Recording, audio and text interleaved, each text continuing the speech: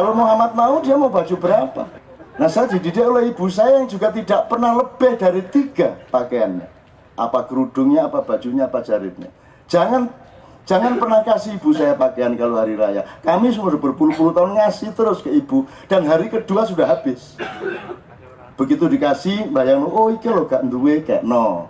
Oh, ibu saya itu kerjanya begitu dok, dan itu biayanya kadang-kadang mahal. Saya yang harus membiayai. Pulang ke rumah nun, itu kalau serupa itu asrufa, nek jadi di saya panggilannya serupa. Nama aslinya asrufa, nek bakrotin brakotin. Serupa itu kalau nun lah bojone dimun sih, dimun itu becak, tapi gak serius keset arek iku. Jadi ya susah nyekolahno anak ya gak cukup duwike, omah ya cek nunut maratuane. Sang nonun serupa iku arek padahal pinter, mulang ngaji nek sore sregep. Arek wedok gelem nyambut gawe apa menek klopo ya gelem. Kata ibu saya. Soalnya dia apa namanya memberi data mengenai Asrufa ini. Sakno arek iki. Akhirnya kan saya naikin haji. Si Asrufa itu saya naikin haji. Terus iku bojone iku keset mek becak wis ndek desa, sapa sing numpak keset pisan. Terus endingnya gini, kayak nomah pokoknya cilik-cilik. Nah, saya bikinin rumah, mau tidak mau lah disuruh ibu saya. Kalau disuruh ibu saya itu apa saja, mau disuruh ndelosor saya ndelosor, suruh jilat silit itu tak jilat silit. Karena itu pekerjaan yang paling mulia. Makanya kalau Anda kuliah cepat selesai demi ibumu. Wis cukup itu tak alasannya, gak usah cai pinter, cai jadi intelektual, cai gak usah. Wis pokoknya selesaikan skripsimu secepatnya supaya ibumu seneng. Sudah. Itu lebih kuat itu motivasinya. Gitu. Itu tak cukup. Temenan itu. Dan motivasi dari dulu gitu. Saya tidak pernah tidak keluar dari sekolah yang saya masuki. Coba piye. Kecuali SMA saya sudah keluar masuk lagi. Karena kakak saya jadi SD nguyui guru. Nah saya dihukum disuruh berdiri di atas bangku. Ngukum itu mbok mikir. Karena ada environment of punishment kan gitu. Nah ini saya kuliah hukum dulu. Kuliah hukum kan cukup baca beberapa hari selesai. Kalau memang saya disuruh berdiri, sepanjang pelajaran saya berdiri di atas, dia tidak perhitungkan bahwa anak itu bisa pingin kencing, bisa pingin beol, kan mestinya dia sediakan. Jumto sekian, kalau berdiri kemudian pingin kencing, maka diperkenankan ke kamar mandi, kan gitu mestinya. Ini enggak. Berdiri gitu dok. Terus aku kudu ngoyo. Ya tak uyu ya mereka.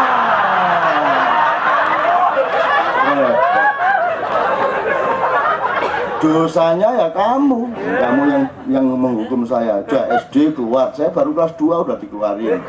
Saya pindah ke Gontor, saya bertengkar lagi, dikeluarin lagi. Saya masuk Gontor pesantren, dikeluarin lagi 2,5 tahun diusir.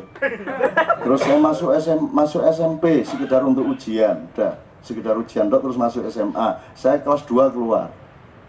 Saya ketua OSIS tapi diganggu sama guru terus. Disuruh ketua OSIS tapi tidak boleh ada kegiatan. Kalau kegiatan dikritik. Ini sepak bola terus, ini lomba-lomba terus. Tidak pernah tidak pernah masuk kelas. Loh.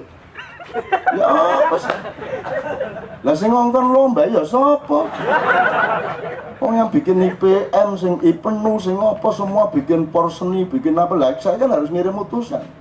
Kan harus pamit dari kelas. Dirasa nih di kelas. Aku maju, buku OSIS tak suwek, wek. Gak OSIS-OSISan kono, dadi ketua sapa kono. Aku metu. Ya. Akhirnya saya dipanggil kepala sekolah, dimarahi, loh, nek ngono yang saya cabut bukan jabatan OSIS. Saya sebagai siswa di sini tak jabut. Itu aku. Cacakku ngelundasi. Dan saya mbok kali ini sajalah ditamatkan sekolahnya. Sekali ini saja. Apa alasannya sebenarnya? yo ibu itu loh, cak seneng hati ini. Masa kon gak tahu beres di sekolah? Ya.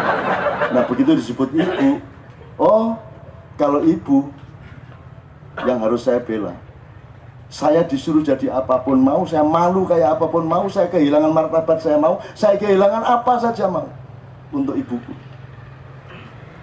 Jadi saya sore-sore nang omahe kepala sekolah, Pak sepunten nih Pak.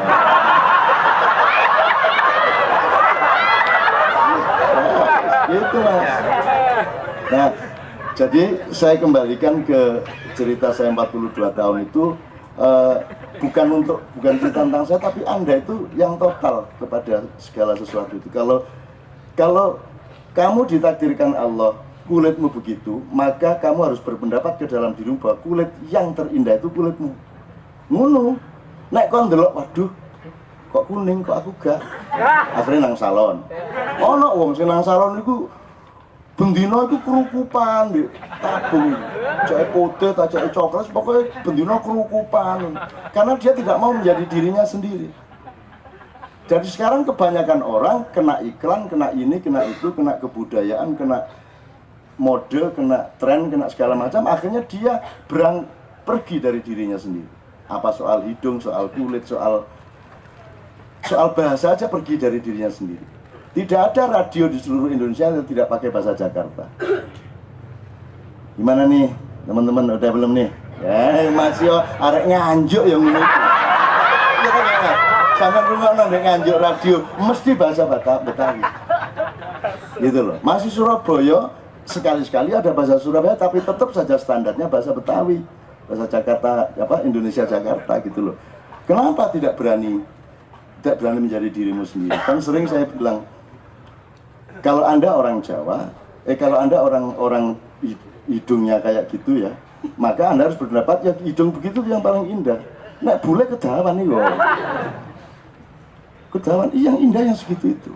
Apalagi orang Amerika kulitnya apa kulit puyah ngono. Kayak kerupuk. Puyah itu artinya pucet. Gimana? Yang indahnya kayak saya ini. Kalau Afrika terlalu hitam. Kalau yang indah tuh yang kita ini yang sedengan. Nanti kalau Anda orang Afrika, saya ceramah di Ethiopia, saya balik. Yang indah itu yang kulit Anda itu. Kalau orang bule itu, tuh gimana kulit kok kayak gitu? Apalagi orang Asia enggak jelas itu. Hitam enggak, kuning enggak, ngono. Cara berpikirmu itu jangan terseret-seret kemana-mana. Meskipun itu enggak usah diperdebatkan. Setiap orang memiliki kebenarannya masing-masing sepanjang tidak dibenturkan sama orang lain. Karena itu masalah individu kok hidungmu itu, bukan masalah sosial. Kalau masalah sosial harus dirunding. Jadi misalnya sekarang teman kita yang dari Sunda tadi yang tidak setuju Nusantara dan teman kita yang Nusantara tadi, menurut saya mereka harus jadi sahabat. Bener nggak? Harus kenalan, sering ketemu, merundingkan. Oke, Nusantara enggak masalah, yuk kita bikin nama yang baru. Untuk apa orang Jawa sama orang Sunda terus-menerus dendam satu sama lain seperti itu? Nah, Anda harus merintis, jadilah sahabat dan rundingkan nama yang baru untuk masa depan kita. Dan memikirkan ya. Pada saat yang sama, Anda tidak usah, yang Jawa tidak usah mensunda-sundakan diri, yang Sunda tidak usah menjawa-jawakan diri. Anda orang Jawa harus jadi orang Jawa, kalau Sunda harus jadi orang Sunda. Itu takdir Allah, kata Mas Iswan tadi. Allah yang punya. Kalau Anda kucing, jangan menganjing-anjingkan diri, anjing jangan mengayam-ayamkan diri. Apalagi ilmunya orang sekarang itu terbatas pada satu langkah ke depan, itu pun langkah pendek. Wah, ini ada indikator bahwa ayam itu kakinya 2. Benar? Begitu ono Iwan liwat, ayam ini sikil loro soalnya. Begitu gampang menyimpulkan hanya karena indikasi 2 kaki itu, seseorang disimpulkan sebagai ayam hanya karena pengetahuan dia ayam itu berkaki 2. Jadi orang sekarang ini Masya Allah, makanya di Ma'iyah ini, di kantor ini menurut saya Anda benar-benar menjadi manusia baru. Kita tidak ingin merubah Indonesia, tidak ingin merubah Nusantara, tidak ingin merubah apa-apa. Perubahan itu nanti kan output sama outcome, itu urusan Allah. Tapi Anda menjadi manusia baru yang tidak seperti manusia yang ada selama ini. Begitu Anda menjadi manusia baru, pasti produkmu berbeda, pasti perjuanganmu berbeda. Tidak usah kamu sengaja, pasti. tetap akan merubah Anda. Anda tetap menjadi pejuang, mau tidak mau. Tidak usah diniatin pun Anda tetap jadi pejuang. Ada loh sesuatu yang tidak bisa diniati. Jangan marah ya, kelamin misalnya. Gak iso diniati. Tak mungkrut, gak iso. Gak iso. Ya apa kok? Jadi dia membutuhkan mekanisme yang berbeda, dia membutuhkan perangkat-perangkat yang berbeda. Ada seorang istri membawa suaminya karena suaminya nggak pernah bisa ereksi dengan dia. Yang mbak-mbak itu, yang mijitin urat segala macam. Begitu diolah sama mbaknya itu, bisa set. Wah seneng bojone, mulai gak iso meneh. Dibawa lagi langsung ini. Jadi dia pikir yang tidak bisa itunya bukan, yang di depannya itu loh yang berbeda. Hanya karo Mbak Ika karo ya mesti langsung, hanya karo raimu itu. Kan kami tiap hari cemberut aja ya toh, wajahmu nggak pernah enak, kamu tidak pernah menunjukkan kasih sayang yang dibutuhkan suami, ya apa bojomu kate lingongo. Sama dengan wanita juga begitu, terhadap laki-laki juga begitu. Jadi ada hal-hal yang tidak bisa kamu rencanakan. Jadi kamu jangan merekayasa hidup ini sepenuhnya. Jadi sekarang yang terjadi di Indonesia jangan dipikir ini substansial. Pilpres, pengelolaan itu tidak substansial untuk zaman yang sedang kita jalani. Ini sudah lahir peradaban baru, mulai dari persemaian di Kenduri Cinta ini. Kamu jangan pikir kamu menang. Kamu jangan pikir kamu hebat. Di Indonesia ini kan menang sama dengan benar, kalah sama dengan salah. Bagaimana itu? Nanti dulu. Menang pun kamu ada waktunya. Kamu main sepak bola, bisa sengaja memasukkan bola? Bisa? Tidak bisa lah, kalau bisa kan tidak ada sepak bola. Karena setiap orang pasti niat untuk memasukkan bola. Dan kalau niatnya itu bisa direkayasa sendiri, benar-benar masuk, gak situ bal-balan. Blang. Ketika gawangnya tidak jadi kemasukan karena bolanya membentur gawang, siapakah yang bekerja? Siapakah yang bekerja sebenarnya? Kok bolanya membentur gawang? Wah, diselamatkan oleh gawang. Lu gawang kok menyelamatkan? Dia gawang iso nyelamat. Oh, gawang yang jecerin menyelamatkan. Bukan. Jadi kemarin di Bambang Wetan teman-teman memulai wirid ya faal. Jadi aduh ini jadi menjelaskan agak torikot sedikit ya. Jadi seluruhnya ini bekerja, dan yang maha bekerja itu kita sebut Allah lah gitu ya. Allah apa Tuhan, terserah lah. Pokoknya yang itulah ya. Itu yang maha bekerja. Kalau di dalam torikot resmi biasanya ada istilah af'al. Jadi ada zat, sifat, isim, af'al ya. Asma, isim itu asma. Isim itu singular, kalau pluralnya asma. Nah, yang saya pakai bukan itu. Kalau yang saya pakai, yang benar mana? Nggak usah berdebat. Yang benar itu adalah kalau kamu tulus menjalani, selesai. Jadi kesembuhan atau pencapaian itu tidak harus melalui jalannya, terserah Tuhan. Sebelum saya ngomong af'al ini ya, saya ingatkan dulu yang sudah pernah kita omongkan dulu. Dokter bikin obat generik atau sudah bikin obat industri, terus ini untuk menyembuhkan ini flu, ini mengurangi rasa sakit, ini iya memang benar, tapi itu tidak terjadi kalau tidak diizinkan sama Allah. Jadi maksud saya gini loh mas, yang bagi yang belum dengar jangan tanya kepada yang sudah dengar ya, yang sudah dengar jangan ngasih tahu dulu kepada yang belum dengar, supaya saya ceritanya lancar. Kan Abu Nawas dulu kan mirip-mirip saya, kalau disuruh khutbah kan pernah mau, saya kan belum pernah khutbah, pernah terpaksa sekali. Abu Nawas Alhamdulillah, amma ba'du. Saudara-saudara para jamaah sekalian, bagi yang belum tahu apa yang akan saya khutbahkan, silahkan tanya kepada yang sudah tahu. Dan bagi yang sudah tahu, silahkan memberitahu kepada yang belum tahu. Shadaqallahul azim. barakallahu li wa lakum fil Qur'an azim wa nafa'allahu gitu, selesai. Nah sekarang tolong, jadi Nabi Musa, ceritanya singkat, Nabi Musa dikejar Fir'aun sama pasukannya, tiba-tiba sakit perut. Terus dia mengeluh, ya Allah kok sakitku perut, aku ini dalam bahaya melawan kebatilan Fir'aun, tapi kenapa engkau bikin sakit perut, ya Allah sembuhkanlah aku. Terus Allah langsung jawab, wis kono nang bukit kono, sana kamu ke atas bukit, di sana ada pohon, ambil daunnya kamu makan, insya Allah sembuh. Kok insya Allah, masa Gusti Allah ngomong insya Allah.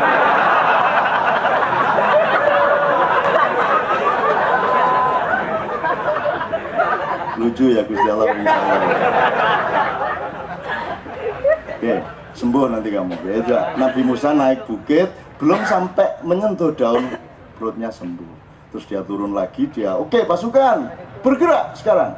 Begitu bergerak, belum ada 50 meter, waduh, sakit lagi. Dia langsung lari ke atas bukit itu. Ambil daun, dimakan, loh kok nggak sembuh-sembuh. Ambil lagi, sampai 10 lembar dimakan nggak sembuh-sembuh. Protes dia, ya Allah, kok nggak sembuh? Katanya tadi kalau saya sakit disuruh naik, terus saya ambil daun, saya makan sembuh. Terus Tuhan ketawa. Yang bilang daun menyembuhkan itu siapa? Kamu tadi sembuhkan karena minta tolong aku. Lah tadi yang kedua kamu nggak minta tolong kok. Kamu langsung naik bukit kok. Betul nggak? Yang kedua kamu nggak minta tolong, kamu langsung naik bukit karena kamu berkesimpulan daun itu bisa menyembuhkan. Oh tidak, daun tidak bisa menyembuhkan. Mungkin daun aku izinkan bisa menyembuhkan, tapi itu tidak mutlak, terserah-serah aku. Jadi aku bisa menyembuhkan kamu, bisa dengan daun, bisa dengan tidak saya apa-apakan, bisa dengan kamu kepalamu terbentur kayu, bisa aja, terserah dia pokoknya. Gitu loh. Jadi teman-teman sekalian, saya bicarakan soal ini supaya Anda itu hidupnya itu penuh kemungkinan. Sesuatu yang mustahil itu jangan dianggap mustahil. Sesuatu yang sudah pasti jangan disebut pasti, nanti dulu wes tau gak mesti rek. Pendidikan ya ndak mesti, yang baik itu kurikulum yang mana ya ndak tahu, yang bener itu dipilih DPRD apa rakyat langsung, yo gak jelas. Yo podo apike podo eleke. Gitu loh. Wong itu kan orang tidur telentai, tidur miring kanan, terus semutan binggingen. Wah, ternyata yang baik itu miring ke kiri. Akhirnya dia bikin undang-undang tidur miring ke kiri. Begitu miring ke kiri, semutan meneh. Waduh, ternyata salah juga. Yang benar itu tidur telentang. Begitu tidur bikin undang-undang baru, tidur telentang. Begitu telentang ngorok, waduh, ternyata yang benar itu tidur tengkurap. Bikin undang-undang tengkurap aja, Indonesia kentek waktunya dikai mengkurap, melumah, mereng gitu. Dan nanti begitu seluruhnya sudah dicoba dan tetap mudarat, balik lagi miring ke kanan lagi, kan gitu. Balik lagi miring ke kanan sekarang. Nah, Jawa Sunda itu apakah terus berkompromi? Jangan. Ya rundingkan mana yang paling rasional dan ikhlas satu sama lain. Kalau belum ketemu itu ya enggak apa-apa, enggak usah suatu hari ya sudah, sendiri-sendiri aja juga enggak apa-apa. Sunda negara sendiri, Jawa negara sendiri enggak apa-apa. Kenapa harus bersatu? Kalau memang tidak bisa bersatu gitu loh. Tetapi tidak boleh Sundanya distortif, tidak boleh Jawanya distortif. Sunda harus benar-benar Sunda, Jawa harus benar-benar Jawa. Menurut saya begitu. Kalau bikin gaduh-gaduh itu jangan meremehkan kubis. Jangan bilang kalau kubis itu primordial. Kan gitu. Sekarang kan begitu kita ngomong Jawa, wah primordial. Jawa sentris. Loh, wong Jawa gak ada Jawa sentris, wong Jawa aku. Yang penting output saya baik, enggak kan begitu. Kalau saya ayam, biarin saya jadi ayam. Yang penting saya memberi kebaikan kepada kamu. Tapi saya jangan disuruh berubah menjadi bukan ayam. Gaduh-gaduh harus benar kubisnya, lontongnya, kacangnya harus benar-benar kacang. Sunda harus benar Sunda. Supaya kamu bisa mengkritisi Bhinneka Tunggal Ika. Kamu tidak pura-pura dengan Bhinneka Tunggal Ika. Sekarang saya tanya, Bhinneka artinya apa?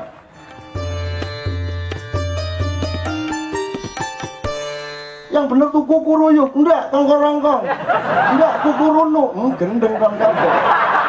Yang bener itu ayamnya. Jadi kalau mana yang benar coba, nggak usah orang Madura maju kukurunu, nggak ada. Wong Jawa, wong Sunda, wong korongkong salah kabeh. Kalau ingin cari kebenaran, ambil ayam, taruh di panggung, dirangsang supaya dia berbunyi. Dia yang benar dan kamu menirukan tuh namanya tafsir dan pasti salah.